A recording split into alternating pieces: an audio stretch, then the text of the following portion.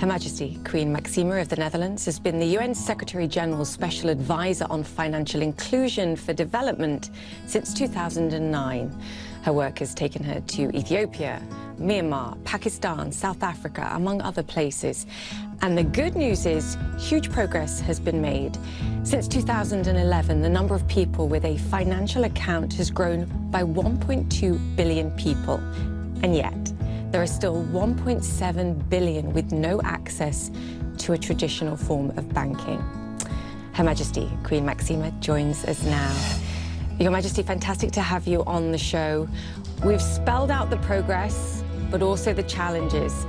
Could you just give us a sense of what you understand by financial inclusion and the benefits?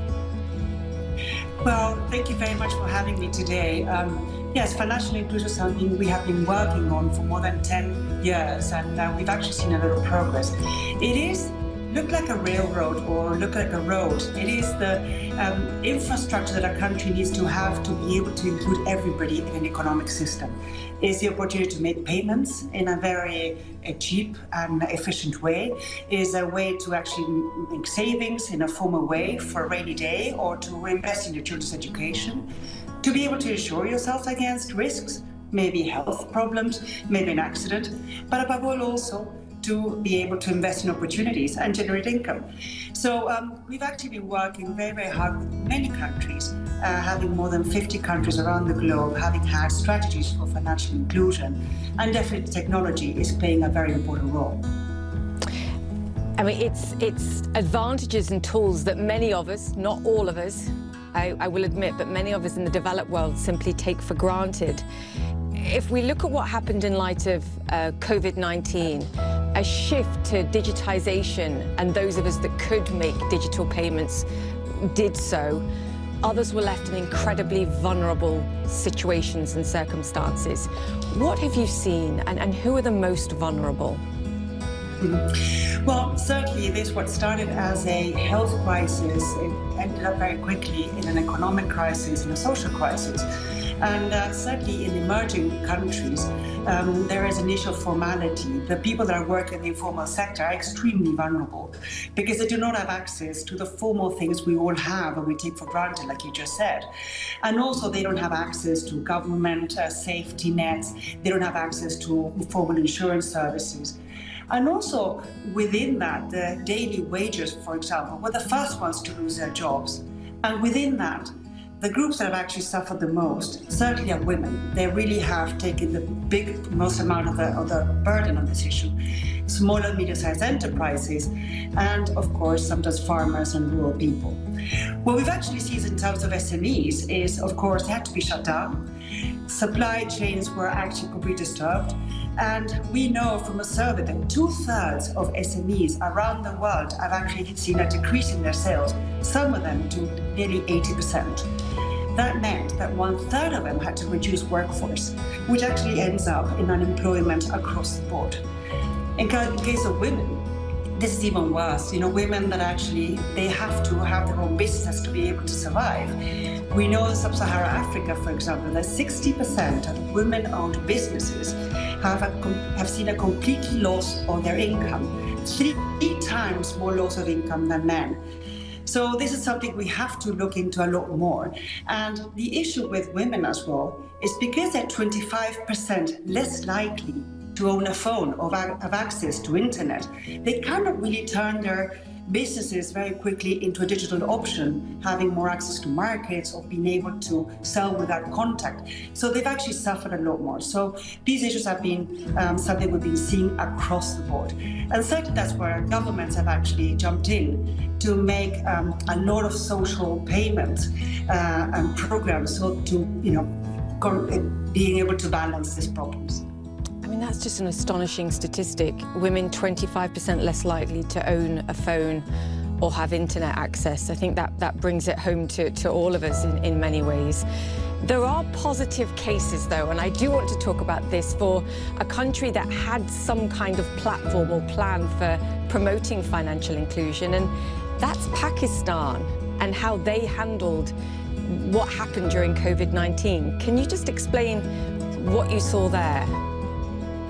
Well, the issue is, as you very well know, technology plays a very important part in financial inclusion. Today you can actually receive a payment in your mobile phone, and you can actually exchange that for money in your local merchant.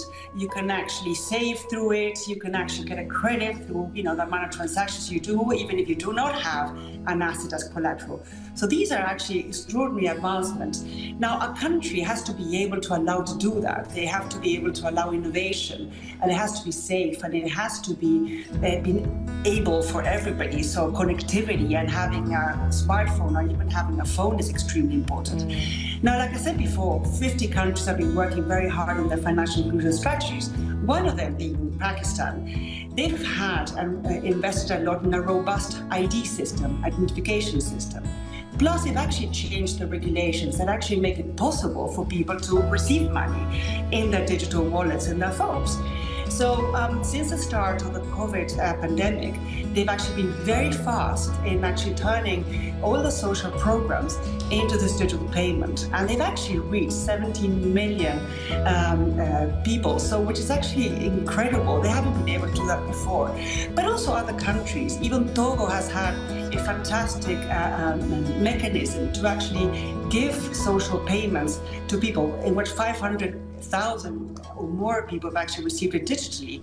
But also countries like South Africa have actually done the same. So we've actually seen other countries have been investing in digital financial inclusion, have been able to very quickly give emergency payments to the most vulnerable in their communities. Yeah, I mean, we've spoken to many of these fintech players, these startups all over the world, Paytm in India, Paga in Nigeria, and the private sector's understanding, trying to get these people access to financial tools. It's whether the government and regulators sort of understand that and they're all working together. Surely this is the critical piece here. It's everybody understanding it's a collaborative effort. Absolutely. And there is a role for everybody to have. We call them a set of public goods. You have to have connectivity. If only the urban areas have a connectivity, have a phone, and the rural areas do not have any. I mean, it's talking about mobile money accessible for all is just something that is not possible, right?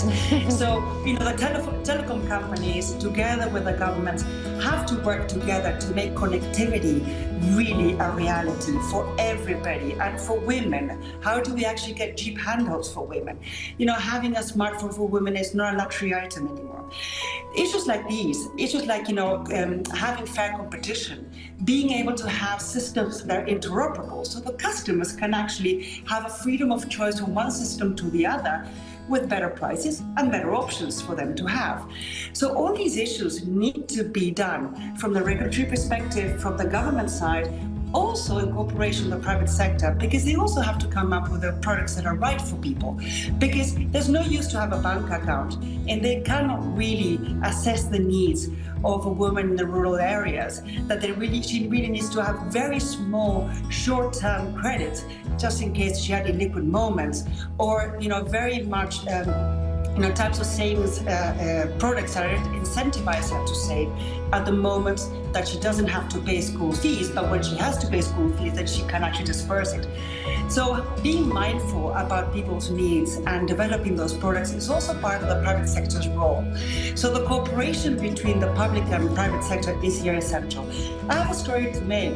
We have a group of CEOs of cross-sector companies, from consumer goods to technology to telecom to banking. And then what we've been doing is actually having them work together in certain markets to really digitize all the merchants in a given region, so that all these mom and pop shops can actually receive mobile payments. They can actually also to the suppliers, but also to the customers. And with that, they have actually much more access to credit and to insurance. And you see that the whole supply chain starts elevating itself in terms of quality. These type of cooperations, not only with the public sector, but also the private sector among themselves, is extremely important.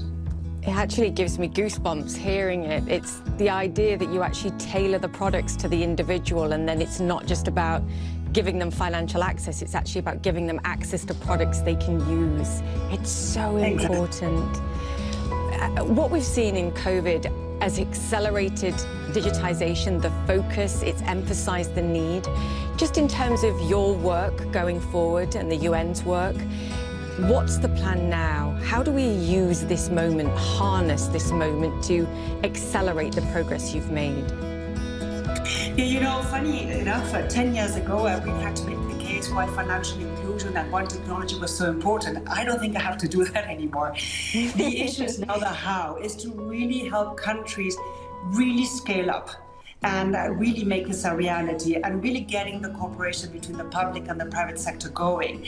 And sometimes it takes a little bit of figuring out how the supply chains work, for example, in the farming sectors, in the rural sectors. What happens with merchants? Can we improve that side? How do we cater a lot more for women? I think there's a lot more work we need to be done on the women needs, on why do women use things and why they don't. How can we actually make them a lot more incentivized for them to save and take better credits and inform them better? I think there's a lot of things we have to learn also to actually cater this probably better for women. And in terms of SMEs, I think digitization will be an extremely important thing that we should be focusing on, definitely. Well, I'm enthused. I can see you're enthused. Hopefully everyone else watching it will feel the same after this. Your Majesty, fantastic to chat to you. Thank you so much, and I hope you come back soon. Thank you. Thank you, Ben. Queen Maxima of the Netherlands there, the United Nations Secretary General's Special Advocate for Inclusive Finance for Development.